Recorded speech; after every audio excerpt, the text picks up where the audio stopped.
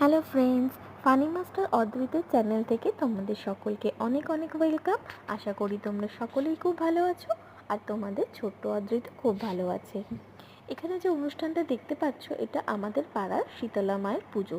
শীতলা মায়ের পুজোর পর অনেকে এখানে মানত করে এবং মানত করে গণ্ডি কাটে। গণ্ডি কাটার পর এখানে তোমার এই ধুনো পোড়ানোর অনুষ্ঠানটা হয়। আমাদের শীতলা মা বহু প্রাচীন, মানে বহু পুরনো আর কি, এবং খুব জাগ্রত, তাই বহু জায়গা থেকে মানুষরা এসে এখানে মানত করে এবং মানত করে তাদের মানে অনেক কিছুই পূরণ হয়েছে।